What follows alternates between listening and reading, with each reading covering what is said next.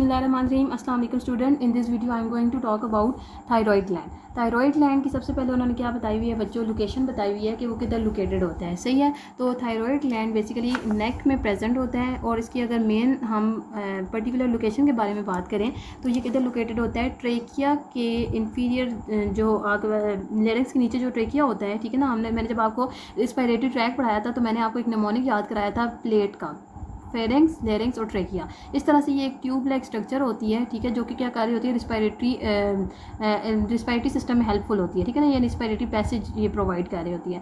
तो ये बेसिकली किधर प्रेजेंट होता है बच्चों, ट्रेकिया के दोनों साइड पे प्रेजेंट होता है जो कि लेरिंक्स से नीचे है। और इसके क्या होते हैं, दो लोब्स होते हैं, एक इस साइड पे लोब हो जाएगा, सही है, और इस तरह दरमियान में ये कनेक्टेड होता है, यानी यहाँ पे आप ट्रेकिया को इमेजिन कर लें और यहाँ पे क्या होता है, एक लोब होता है। तो इस तरह से आगे क्या पड़ा होता है, थायराइड ग्लैंड पड़ा होता है। अब इसकी लोकेशन के बाद अगर हम लोग बात करें बच्चों तो इसके आपके पास आ जाते हैं फंक्शन। ग्लैंड है तो उसका क्या फंक्शन होगा कि इसने क्या प्रोड्यूस कराने हैं, हार्मोन्स प्रोड्यूस करवाने हैं। अब वो जो हार्मोन है वो कौन कौन से हो जाएंगे, एक आपके पास आ जाता है डाईआइडोथायरोनिन, ठीक है, या फिर आप इसको क्या नाम दे देते हैं, T3 का। दूसरा जो हार्मोन होता है वो T4 होता है जिसको आप थायरोक्सिन का नाम दे देते हैं। और जो तीसरा है बच्चों वो क्या है, कैल्सीटोनिन। अब हर एक हार्मोन की पर्टिकुलर जो ये T3 और T4 है इनके अपने फंक्शन है और ये जो कैल्सीटोनिन है बच्चों इसका अपना फंक्शन है। क्या फंक्शन है वो हम लोग देख लेते हैं। ये डिफरेंट क्या है, हार्मोन्स है, ठीक है। थायराइड ग्लैंड का क्या फंक्शन है कि इसने हार्मोन रिलीज कराना है। अब इन हार्मोन्स ने जाके क्या करना है, टारगेट सेल्स के ऊपर एक्ट करना है और उन टारगेट सेल्स के ऊपर जाके उन सेल्स को क्या कराना है, उनकी एक्टिविटी को रेगुलेट करवाना है, ठीक है, जो कि हम लोग अभी तक पढ़ के आ चुके हैं। अब अगर मैं बात करूँ T3 और T4 की, which is the main basically hormone of which are the main hormone of thyroid gland, तो आपके पास T3 को T3 क्यों कहते हैं, क्योंकि इसके अंदर क्या होंगे, ट्राई का वर्ड 3 को रेफर कर रहा होता है और आइडो का वर्ड रेफर कर रहा है आयोडीन को। तो T3 में कितने आयोडीन हो जाएंगे बच्चों, 3 आयोडीन हो जाएंगे, ठीक है। इसके अंदर 3 आयोडीन आइटम होते हैं और T4 के अंदर क्या होते हैं, 4 आयोडीन आइटम होते हैं, टेट्राआइडो हो जाएगा, ठीक। और इसके अलावा इस T4 का दूसरा नाम क्या है, इसको आप क्या नाम दे देते हैं, थायरोक्सिन का नाम भी दे देते हैं। अब ये आपके पास क्या है, ये हार्मोन के अगर हम इन हार्मोन के आगे फर्दर फंक्शंस पढ़ें तो वो बहुत इंपॉर्टेंट है। आपको हर हार्मोन का फंक्शन लाजमी आना चाहिए। एक तो उसकी ओवर प्रोडक्शन, अंडर प्रोडक्शन के बारे में पता होना चाहिए और दूसरा आपको फंक्शंस लाजमी आने चाहिए। सो इन जो थायराइड हार्मोन होता है बच्चों, ये हमारी बॉडी के डिफरेंट पार्ट्स के ऊपर एक्ट कर रहा होता है जहाँ जहाँ पे इनके टारगेट सेल्स होते हैं और ये डिफरेंट फंक्शन परफॉर्म कर रहे होते हैं। उन फंक्शन को आपने एज इट इज़ याद करना है। सबसे पहले तो ये क्या है कि ये हमारी बॉडी का मेटाबॉलिक बेसल मेटाबॉलिक रेट जो है ना उसको कंट्रोल कर रहा होता है, ठीक है ना। मेटाबॉलिक रेट का मतलब क्या है कि हमारी बॉडी के अंदर जो रिएक्शंस हो रहे हैं बच्चों, मैंने आपको मेटाबॉलिज्म का पहले भी बताया कि इसकी दो टाइप्स होती हैं, कैटाबॉलिज्म एंड एनाबॉलिज्म, जिसमें चीज़ें ब्रेक डाउन भी हो रही होती हैं और फॉर्म भी हो रही होती हैं। सो मेटाबॉलिक रेट को कौन कंट्रोल कर रहा होता है, ये T3 एंड T4 कंट्रोल कर रहे होते हैं। उसके अलावा ये क्या काम कर रहे हैं बच्चों, ये ग्लूकोज की कैटाबॉलिज्म को इन रोल प्ले कर रहे होते हैं। ग्लूकोज की कैटाबॉलिज्म का मतलब क्या है, कैटा का वर्ड कट करने से रेफर कर रहा है, तो बेसिकली ये ग्लूकोज को क्या कर रहे हैं, कट कर रहे हैं या फिर ब्रेक डाउन कर रहे हैं। और इसके अलावा ये तीसरा काम क्या कर रहे होते हैं, कोलेस्ट्रॉल की सिंथेसिस करवा रहे होते हैं। सिंथेसिस कहते हैं बनाना। तो आपके पास ओवरऑल बेसल मेटाबॉलिक रेट को कंट्रोल कर रहे हैं, ओवरऑल जो बॉडी की रिएक्शंस हैं उनको कंट्रोल कर रहे हैं, ग्लूकोज की ब्रेक डाउन को कंट्रोल कर रहे हैं और इसके अलावा कोलेस्ट्रॉल जो है उसकी सिंथेसिस को कंट्रोल कर रहे हैं, उसको बना रहे हैं ये, ठीक है। और ये कोलेस्ट्रॉल की सिंथेसिस कहाँ पे हो रही होती है बच्चों, लिवर में हो रही होती है। उसके अलावा इनका क्या रोल है कि ये आपके पास इन्फेंट्स में या फीटस में, इन्फेंट्स या फीटस जो होते हैं बच्चों वो न्यू बॉर्न को कहते हैं। इन्फेंट वो होता है जो बिल्कुल न्यू बेबी जो पैदा हुआ होता है और फीटस होता है जो अभी बेबी प्रोड्यूस नहीं हुआ होता, ठीक है ना, पैदा नहीं हुआ होता। तो फीटस में और इन्फेंट्स में ये क्या कर रहे होते हैं, ये आपके पास फीटस में और इन्फेंट्स में डेवलपमेंट, ब्रेन डेवलपमेंट को कंट्रोल कर रहे होते हैं। ये जो नर्वस सिस्टम की डेवलपमेंट है उनको कंट्रोल कर रहे होते हैं। So it plays, these hormone plays very important role in our body. Foetus और इन्फेंट्स के ऊपर इनका रोल होता है, सही है। उसके अलावा ये हमारे मसल्स के ऊपर काम कर रहे होते हैं, मसल की ग्रोथ को, मसल की डेवलपमेंट को कंट्रोल कर रहे होते हैं, हमारे स्केलेटन की ग्रोथ को, ठीक है ना, जो हड्डियाँ हमारी ग्रोथ हो रही हैं उनकी कंट्रोल, ग्रोथ को कौन कंट्रोल कर रहा होगा, ये थायरोक्सिन हार्मोन या T3 हार्मोन कंट्रोल कर रहे होंगे। और इसके अलावा ये हमारे GI ट्रैक्ट की जो मोटिलिटी होती है उसको भी थायरोक्सिन हार्मोन या फिर T3 हार्मोन कंट्रोल कर रहे होते हैं। So these all are the functions of thyroid hormones, जो कि कौन कौन से हैं, T3 और T4। अभी हम कैल्सीटोनिन की बात नहीं कर रहे, उसकी जो फंक्शन है वो डिफरेंट है, ठीक है। T3 और T4 दोनों के जो 6 फंक्शंस आपकी बुक में गिवन है और ये 6 के 6 आपको एज इट इज़ आने चाहिए। अब उसके बाद फंक्शन हम लोगों ने देख लिया, तो अब हम इसके क्या देख लेंगे बच्चों, डिसऑर्डर्स देख लेंगे। डिसऑर्डर्स का मतलब क्या है कि या तो ये हार्मोन ज़्यादा प्रोड्यूस होने लग पड़े हैं या फिर ये हार्मोन क्या होने लग पड़े हैं, कम प्रोड्यूस होने लग पड़े हैं। तो दो ही कंडीशन हो सकती है, एक हाइपर सिक्रीशन हो सकती है और एक हाइपो सिक्रीशन हो सकती है। अब अगर हाइपर सिक्रीशन हो रही है तो इसका मतलब है कि ये हार्मोन बहुत ज़्यादा प्रोड्यूस हो रहे हैं, तो उसको आप क्या नाम दे देंगे, हाइपर थायरॉयडिज्म। अब हाइपर थायरॉयडिज्म एक कंडीशन आ जाएगी और दूसरी तरफ ऐसी कंडीशन आएगी जिसमें जो थायरॉयड हार्मोन है वो कम प्रोड्यूस हो रहे हैं, तो उसको आप क्या नाम दे देंगे, हाइपोथायरॉयडिज्म का नाम दे देंगे।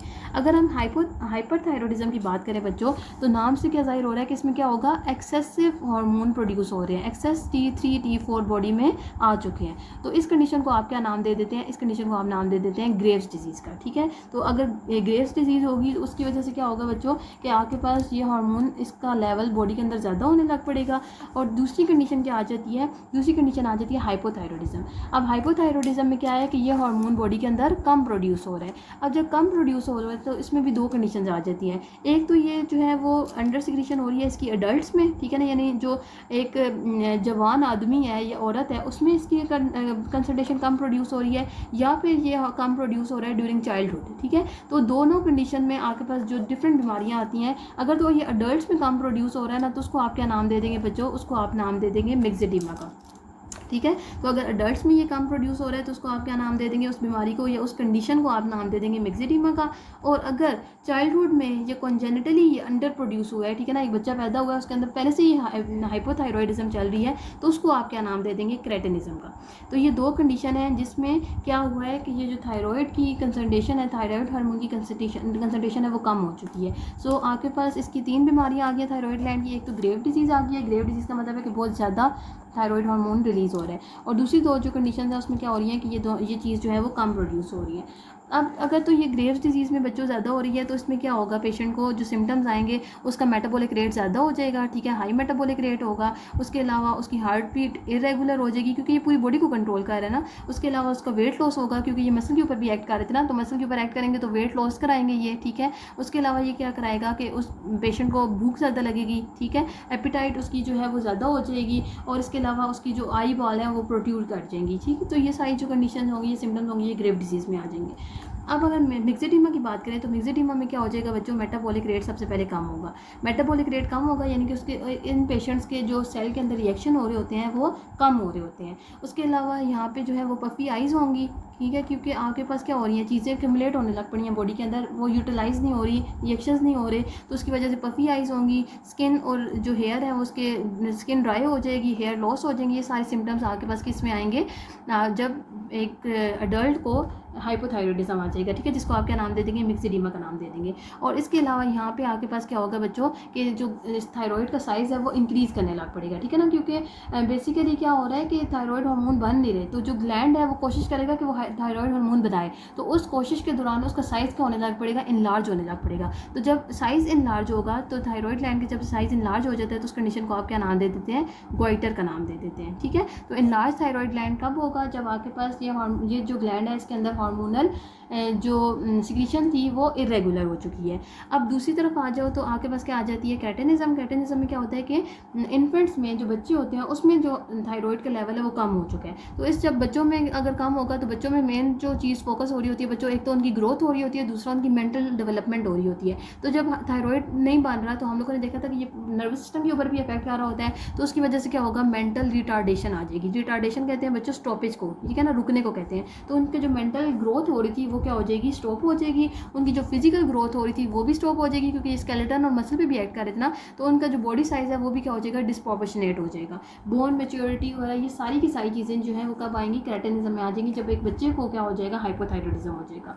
So that is all about the T3 T4। उसके बाद जो नेक्स्ट हार्मोन उन्होंने दिया हुआ है वो कौन सा है बच्चों, वो है कैल्सीटोनिन। कैल्सीटोनिन नाम से जाहिर हो रहा है कि ये किससे रिलेटेड होगा, कैल्शियम से रिलेटेड होगा। कैल्शियम की जो सिक्रीशन है ये उसको कौन कंट्रोल कर रहा होगा, एक तो ये है कैल्सीटोनिन, और एक और हम हार्मोन पढ़ेंगे आगे पैराथायरॉइड में, मैं भी आपको पढ़ाती हूँ पैराथार्मोन। ये दोनों हार्मोन्स क्या कर रहे होते हैं बच्चों, कैल्शियम की कंसंट्रेशन को हमारी बॉडी के अंदर कंट्रोल कर रहे होते हैं। अब ये प्रोड्यूस कहाँ से हो रहा होगा, कैल्सीटोनिन सी सेल्स होते हैं थायराइड ग्लैंड के अंदर, वहाँ से प्रोड्यूस हो रहा होता है। ठीक है, और इसका फंक्शन क्या है कि इन्होंने क्या करना है कि हमारे अगर ब्लड में बहुत ज़्यादा कैल्शियम का लेवल है ना बच्चों, तो ये ब्लड से उठा के कैल्शियम को किधर डाल रहे होंगे, बोन्स में डाल रहे होंगे, ठीक है। तो कैल्शियम को उठा के ये ब्लड से बोन्स में डालेंगे। अगर ब्रेन देखेगा या फिर आप अगर थायराइड ग्लैंड देखेगा कि ब्लड के अंदर कैल्शियम की कंसंट्रेशन बहुत ज़्यादा हो चुकी है, तो ये ब्लड से कैल्शियम को उठाता रहेगा और ये किसके अंदर डाल देगा, बोन्स के अंदर डाल देगा, ठीक है ना। तो जब बोन्स के अंदर डालेगा तो उसकी वजह से क्या होगा कि आपके पास जो ब्लड कैल्शियम लेवल हो जाएगा वो नीचे आने लग पड़ेगा, उसका लेवल कम होने लग पड़ेगा। हाँ, अगर ब्लड के अंदर कैल्शियम लेवल ऑलरेडी कम है तो उस केस में कैल्सीटोनिन रिलीज नहीं होगा, ठीक। अब कैल्सीटोनिन ने जो है वो कैसे करना है कि ब्लड में इसने कैल्शियम ज़्यादा देखा तो कैल्सीटोनिन रिलीज हुआ और इसने क्या करना शुरू कर दिया कि कैल्शियम बोन मैट्रिक्स में कैल्शियम को डिपॉजिट करने लग पड़ेगा। कैल्सीटोनिन जो है वो इसके अलावा एक तो ये काम है ना कि अगर ब्लड में कैल्शियम ज़्यादा है तो एक तो ये बोन्स में ज़्यादा करने लग पड़ेगा, दूसरा ये ब्लड में कैल्शियम कैसे काम करेगा कि इंटेस्टाइन से फर्दर कैल्शियम को एब्जॉर्ब नहीं होने देगा। हम लोग क्या खा रहे होते हैं, खाना खा रहे होते हैं, खाना इंटेस्टाइन में जाता है, खाने में अंदर क्या होगा, कैल्शियम के कंपोनेंट्स होंगे। अब इंटेस्टाइन से भी अगर कैल्शियम एब्जॉर्ब होता जा रहा है तो फिर तो कैल्सीटोनिन का कोई रोल ना प्ले हुआ ना, फिर भी तो ब्लड में कैल्शियम का लेवल हाई होने लग पड़ेगा। तो इस कैल्सीटोनिन ने बेसिकली करना क्या है कि इस ब्लड के अंदर जो कैल्शियम है जो ज़्यादा हुआ है उसको कम करना है। तो एक मेथड तो ये है कि ये बोन में कैल्शियम को डाल दे, दूसरा मेथड ये है कि ये इंटेस्टाइन से एब्जॉर्ब भी ना होना दे, ठीक है ना। और इसके अलावा तीसरा मेथड क्या है कि ये रीअब्जॉर्प्शन ना होने they from the kidneys. Absorption और रीअब्जॉर्प्शन का मैंने पहले भी आपको बताया था बच्चों कि अगर कोई भी चीज़ हमारे इंटेस्टाइनल ट्रैक से एब्जॉर्ब हो रही है ना, हमारी गट से एब्जॉर्ब हो रही है, तो उसके लिए हम वर्ड यूज़ करेंगे इंटेस्टाइन का, एब्जॉर्प्शन का, ठीक है ना। Intestine, large intestine, small intestine से एब्जॉर्प्शन हो रही होती है। डाइजेस्टिव ट्रैक में मैंने आपको पढ़ाया था, तो वहाँ से अगर कोई चीज़ बॉडी में आ रही है तो उसको आप क्या नाम दे देंगे, एब्जॉर्प्शन का नाम दे देंगे। Other than intestinal tract, other than GI tract, अगर कहीं और से हमारी बॉडी के अंदर किसी और जगह से हमारी बॉडी के अंदर चीज़ आ रही है, जैसे किडनी से चीज़ एब्जॉर्ब हो रही है, तो उसको आप रीएब्जॉर्प्शन का नाम दे देंगे। तो किडनीज ने भी क्या करना होता है, हमारी बॉडी से एक्सेसिव वेस्ट को एलिमिनेट करना होता है। और लेकिन कभी कभी ऐसे होता है कि जो एसेंशियल न्यूट्रिएंट्स होते हैं जैसे कैल्शियम वगैरह वो रीएब्जॉर्ब हो जाते हैं क्योंकि हमारी बॉडी को उनकी ज़रूरत होती है। लेकिन अगर ब्लड में कैल्शियम पहले से ही ज़्यादा है तो ये कैल्सीटोनिन रिलीज होगा, तो ये किडनी से रीएब्जॉर्प्शन ऑफ जो कैल्शियम है उसको भी क्या कर देगा, इनहिबिट कर देगा। सो ये तीन मेथड्स हैं जिसके थ्रू ये जो कैल्सीटोनिन है ये क्या कर रहा होता है, ब्लड के अंदर कैल्शियम को रेगुलेट करा रहा होता है। एक तो ये है कि ये बोन्स पे इंक्रीज़ करा देगा कैल्शियम को, दूसरा ये है कि ये इंटेस्टाइन में रीअब्जॉर्ब नहीं होने देगा, इंटेस्टाइन से एब्जॉर्प्शन नहीं होने देगा और किडनी से रीअब्जॉर्प्शन नहीं होने देगा। तीसरा ये मेथड है, ठीक है।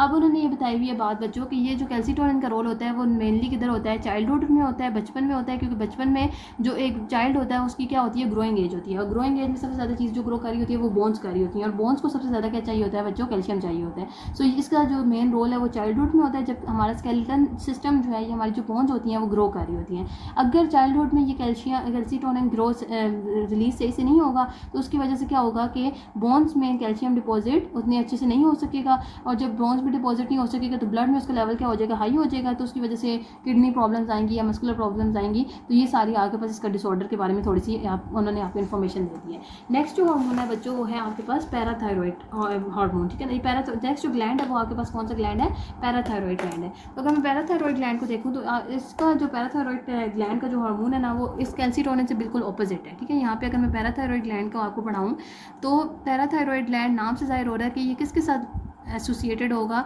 या किसके करीब पड़ा होगा, थायरॉइड ग्लैंड के करीब पड़ा होगा। सो यहाँ पे उन्होंने यही बताया हुआ कि ये जो पैराथायरॉइड ग्लैंड होता है ये बेसिकली कितने नंबर होते हैं, 4 इन नंबर होते हैं, और ये किधर लोकेटेड होते हैं, थायरॉइड ग्लैंड पे। बेसिकली हम लोगों ने यहाँ पे थायरॉइड ग्लैंड के लोब्स देखे थे ना, तो इधर ही पास ये आप क्या इमेजिन कर लें कि इधर ही क्या पड़े हुए हैं, 4 लोब्स ऑफ पैराथायरॉइड ग्लैंड पड़े हुए हैं, ठीक है ना। तो ये आपके पास क्या आ जाते हैं, ये पैराथायरॉइड ग्लैंड्स आ जाते हैं। अब इसमें लोकेशन हम लोगों ने पहले बात कर ली कि ये किधर लोकेटेड होंगे, थायरॉइड ग्लैंड पे लोकेटेड होंगे। स्मॉल लाइट कलर मैस होते हैं, posterior surface of thyroid gland पे पड़े होते हैं, और इसके अलावा इधर से हार्मोन जो रिलीज हो रही है। तो एक आप सबसे पहले अपनी बुक पे क्या हेडिंग दे देंगे, लोकेशन की। लोकेशन में आपने ये सारी चीज़ें मेंशन कर देनी है। उसके बाद आपने इसका क्या बताना है, फंक्शन। तो ग्लैंड का क्या फंक्शन होता है कि इन्होंने क्या करना होता है, हार्मोन रिलीज़ कराना होता है। और यहाँ पर जो हार्मोन रिलीज़ होगा बच्चों वो कौन सा हार्मोन होगा, पैराथायरॉइड, ठीक है। अब ये जो पैराथायरॉइड है ना बच्चों ये बिल्कुल ऑपोजिट होता है to that of calcitonin. Calcitonin का क्या काम था कि वो हमारे ब्लड में कैल्शियम को कम करा रही थी और हमारे जो बोन्स थी उसमें कैल्शियम के लेवल को ज़्यादा करा रही थी। पैराथायरॉइड क्या करेगा, ये हमारे ब्लड में कैल्शियम के लेवल को ज़्यादा कराएगा और जो बोन्स है वहाँ पे कैल्शियम के लेवल को क्या कर देगा, कम कर देगा, ठीक है ना। तो इसका भी बेसिकली इसने भी रेगुलेट किसको करना है, कैल्शियम को ही करना है। सो पैराथायरॉइड जो है वो एक बहुत इंपॉर्टेंट हार्मोन होता है पैराथायरॉइड ग्लैंड का, जो कि क्या कर रहा होता है, कैल्शियम के लेवल को कंट्रोल कर रहा होता है।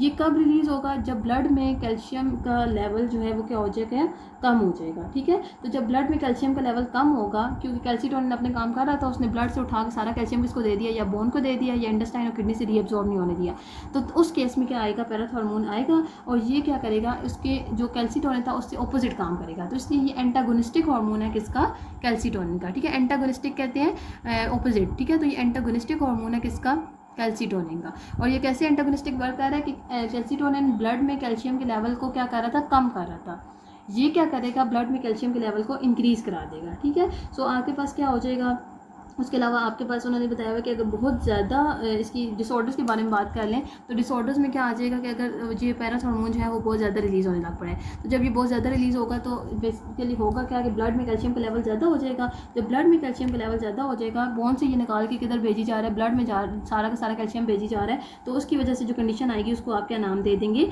हाइपर कैल्सीमिया का, ठीक है। कि कैल्शियम का लेवल क्या हो चुका है, बॉडी के अंदर ज़्यादा हो चुके हैं। तो जब हाइपर कैल्सीमिया आएगी तो बच्चों बेसिकली बोन से रिलीज़ हो रहे थे ना कैल्शियम, बोन से निकाल के पैराथॉर्मोन ब्लड में इंक्रीज़ कर रहा था, तो एक तो क्या हो जाएंगी, बोन वीक हो जाएंगी, ठीक है ना। तो जब बोन वीक होंगी तो उसकी वजह से फ्रैक्चर के चांसेस ज़्यादा हो जाएंगे। और इसके अलावा जब हाइपर कैल्सीमिया की कंडीशन आएगी, ब्लड में कैल्शियम का लेवल ज़्यादा हो जाएगा, तो उसकी वजह से नर्वस सिस्टम भी इफेक्ट होगा, क्योंकि नर्वस सिस्टम के ऊपर जाके कैल्शियम, हम लोगों ने देखा था कि किस तरह से जो कैल्शियम है वो साइनेप्स के ऊपर आके जो नर्वस ट्रांसमिशन है उसमें रोल प्ले कर रहा था, ठीक है ना। तो अगर आपको याद हो पिछला नर्वस कोऑर्डिनेशन, तो उसमें कैल्शियम का रोल था। तो नर्वस सिस्टम जो है वो अफेक्ट होगा, और इसके अलावा मसल्स जो है वो क्या हो जाएंगे, वीक हो जाएंगे, क्योंकि मसल्स किसके साथ एसोसिएटेड होते हैं, बोन्स के साथ। सो ये जो है आपके पास क्या हो जाएंगी, ये सारी कंडीशन तब आएंगी जब हाइपर कैल्सीमिया की कंडीशन आएगी। उसके अलावा जब कैल्शियम ज़्यादा हो जाएगा तो किडनीज़ को भी बहुत ज़्यादा काम करना पड़ेगा, या फिर किडनीज़ के अंदर क्या होने लग पड़ेगा, कैल्शियम एक्युमुलेट होने लग पड़ेगा, जिसकी वजह से कैल्शियम स्टोन्स बनना, कैल्शियम ऑक्सलेट स्टोन मैंने आपको पढ़ाया था यूरिनरी सिस्टम में। तो ये सारी जो डिसऑर्डर्स हैं ये कब होंगे, जब आपके पास क्या चीज़, कौन सी कंडीशन आएगी, हाइपर कैल्सीमिया वाली कंडीशन आएगी। और हाइपर कैल्सीमिया वाली कंडीशन कब आएगी, जब पैराथॉर्मोन बहुत ज़्यादा रिलीज़ हो रहे होंगे। और पैराथॉर्मोन कब रिलीज़ होंगे, जब पैराथायरॉइड ग्लैंड का ट्यूमर आ जाएगा, ठीक है, कैंसर जिसे कहते हैं, जब बहुत ज़्यादा पैराथायरॉइड ग्लैंड जो है वो इनलार्ज हो जाएगा। दूसरी कंडीशन क्या है बच्चों, दूसरी कंडीशन है हाइपोकैल्सीमिया की, जिसमें क्या होगा कि ये जो पैराथॉर्मोन है ये रिलीज़ ही नहीं हो रहा। जब पैराथॉर्मोन रिलीज़ ही नहीं होगा तो उसकी वजह से क्या होगा कि आपके पास न्यूरॉन फिर से अफेक्ट होंगे, मसल में जो है वो हाइपोकैल्सीमिया की वजह से मसल में स्पैस्म आएगा, जिसको आप क्या नाम दे देते हैं, टेटनी का नाम दे देते हैं। और अगर तो मसल कॉन्ट्रैक्टेड ही रहे, टेटनी वाली कंडीशन होगी, तो उसकी वजह से क्या हो सकती है, डेथ भी हो सकती है, फैटल कॉज, फैटल कहते हैं डेथ को, तो फर्टिलिटी भी हो सकती है हाइपोकैल्सीमिया की वजह से। तो हाइपोकैल्सीमिया होगा तो वही मसल वीकनेस होगी, मसल अफेक्ट होंगे, और उसके अलावा नर्वस सिस्टम अफेक्ट होगा। सो ये जो है ये बहुत इंपॉर्टेंट है, कैल्सीटोनिन और parathormone they both are antagonistic. आपके पास क्वेश्चन आता है, write down the antagonistic hormone of parathormone. तो अगर एंटागोनिस्टिक हार्मोन ऑफ पैराथॉर्मोन पूछा हो तो उसमें आपने पैराथॉर्मोन के बारे में नहीं बताना, बल्कि आपने कैल्सीटोनिन के बारे में बताना है, ठीक है, क्योंकि एंटागोनिस्टिक हार्मोन पैराथॉर्मोन का कौन सा है, कैल्सीटोनिन, ठीक है बच्चों। उसके बाद नेक्स्ट वीडियो में मैं आपको बढ़ाती हूँ pancreas. Thank you so much, अल्लाह हाफिज़।